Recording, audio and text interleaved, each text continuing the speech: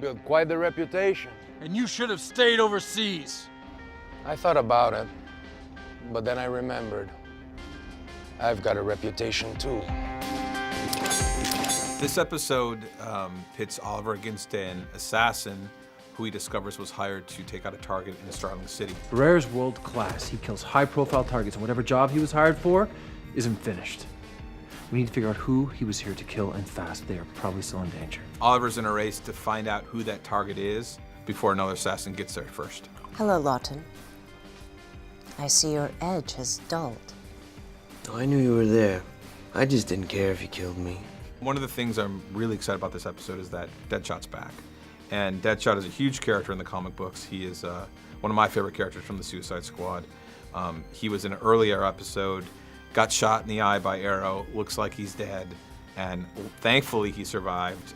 And China White's the one that comes in and rehabilitates him and says, hey, here's a second chance. And just like all of our characters are getting second chances this episode, so is Deadshot.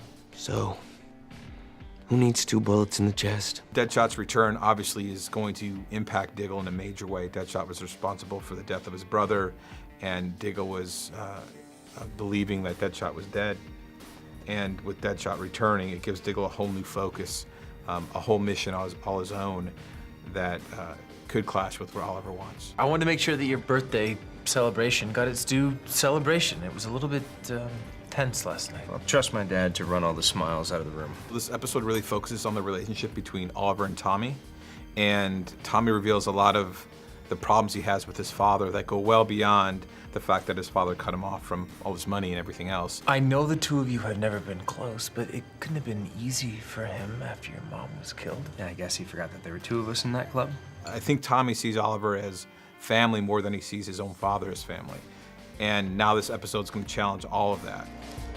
So there's a lot of references to comic book stuff. If you're a DC fan, you'll see Deadshot, China White, the Merlyns, Green Arrow, Dinah Lance. I don't know why my father bought her that canary. That thing chirped night and day, drove us all nuts. There's some references in there that aren't just Easter eggs, but actually plant seeds that are foreshadowing the events to come, the events that happened.